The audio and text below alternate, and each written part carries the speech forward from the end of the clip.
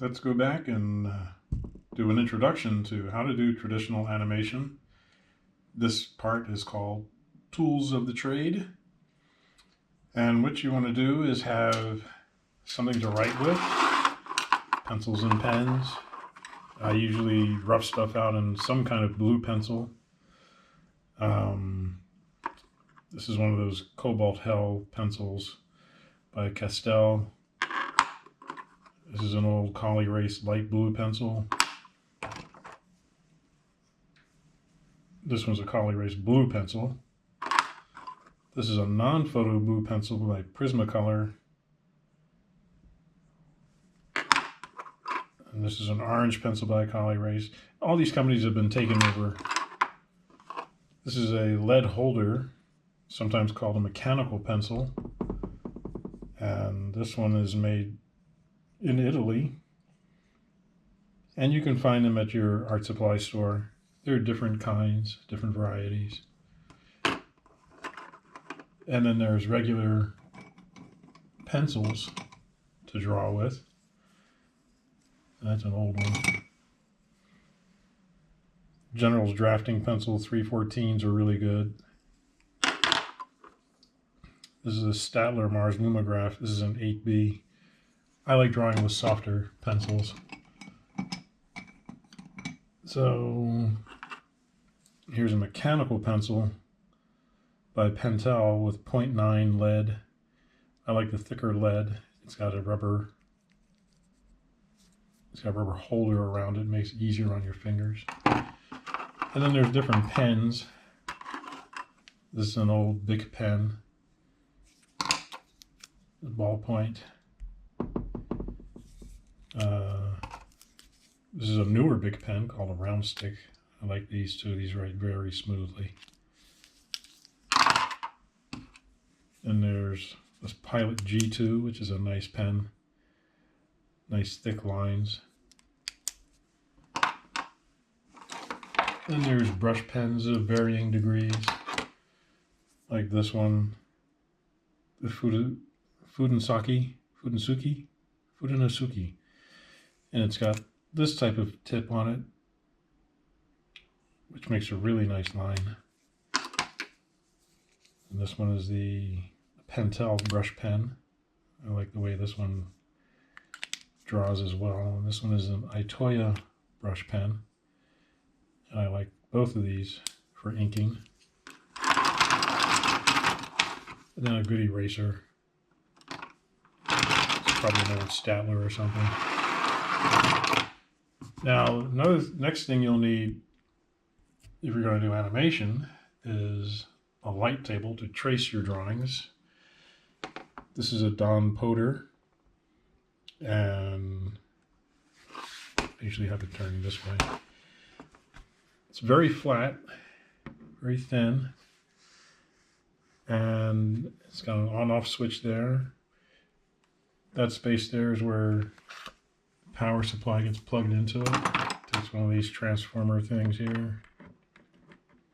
Come on, get in there. I think this was originally for my Kindle, but it happens to fit this light table. And when you touch that, it comes on. Next thing you need are pegs to hold your animation paper. This is a plastic set. It has a thickness to it. Pegs are 4 inches on center from each other. This is a metal peg set. Somebody must still sell these, but this one is flat, as you can see. So when you put it down on your light source, it's just flat. Whereas if you put this one down, now you've got a distance between this and the light source. If you could figure out a way to put it down here, be a good idea. But what you can do is just tape it. Just get some masking tape on the sides there, tape it down. If you use this one, I would use it this way. Put some tape right across the bottom there. Then you'll need some paper. I bought this paper, which is not quite the same size as regular animation paper. Regular animation paper is 10.5 by 12.5 inches. This paper is 9 5/16 by 10 5/8. So it's not quite regular animation paper size. And it's from this company called Owl Fool. And it's okay. It's 70-gram wood pulp paper, it says. It does not hold up very well under flipping, which is what we do in animation when we're checking our drawings, when we're animating. We put down a sheet like this, and we make a mark.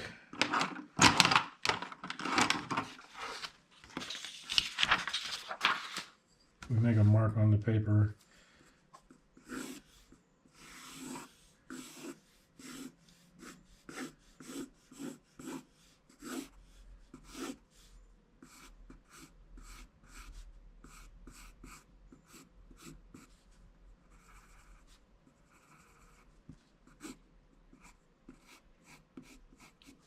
Like this.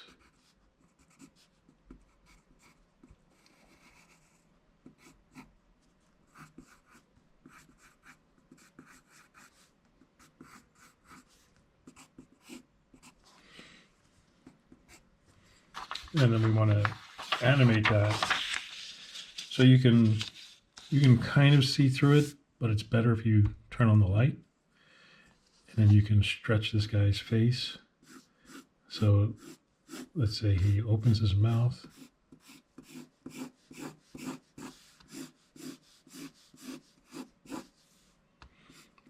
His eyes would stretch down just a little bit.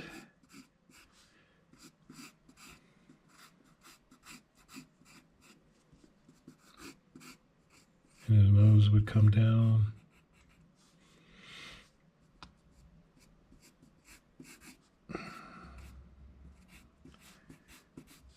Everything would stretch down. We'd see his tongue, maybe his top teeth.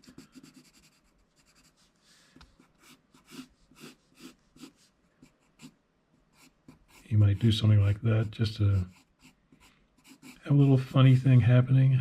Raise his eyebrows up like this.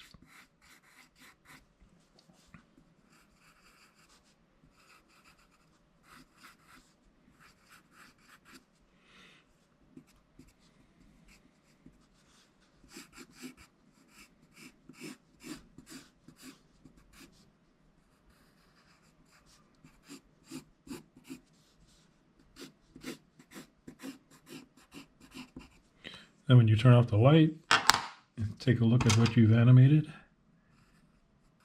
Let's make his eyeball a little bit bigger there. And you've done your first animation.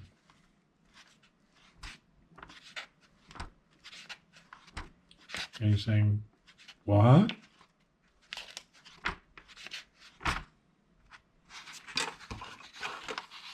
Should have made this line a little bit darker.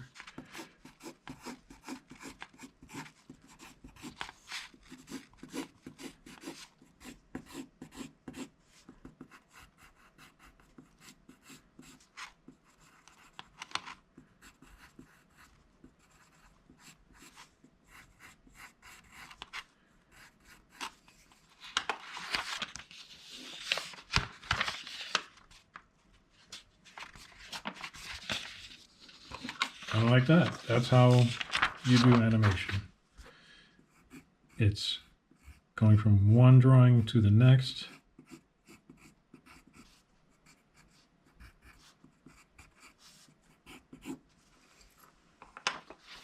And you would number the drawings.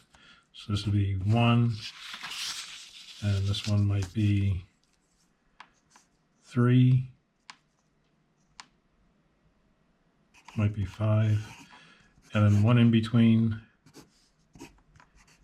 the drawing 1 there, and you do it in thirds, and this would be drawing 3. We use odd numbers usually. And what that means is that drawing 3 is closer to looking like drawing 1 than it is drawing 5. It's not totally in the middle of it, in the middle of the two drawings. So this becomes 3. And then you in between it like this. You can do it with a rough black pencil like I'm doing here. And you measure 1/3 the distance between the chin on the first drawing and the chin on the second drawing, and go, where's the third? It's right about here.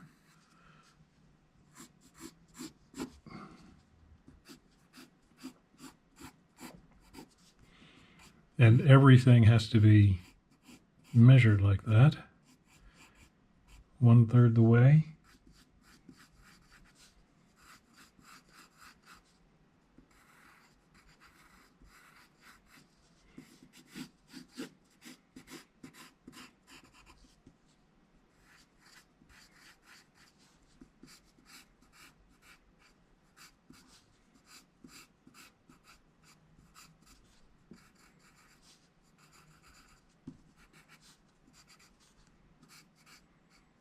Including the nose, and then the mouth.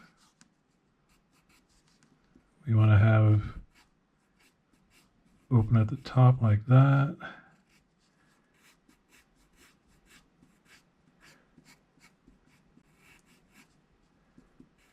You might see the teeth there and just a little bit of the tongue there. And then the bottom lip here.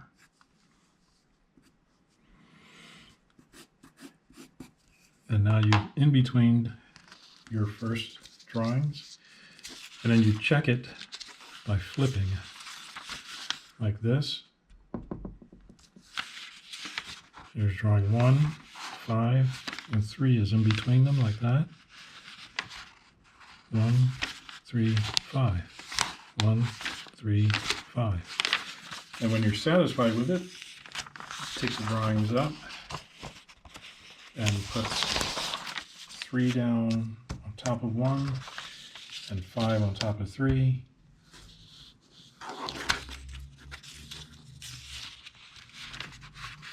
One, 3, 5.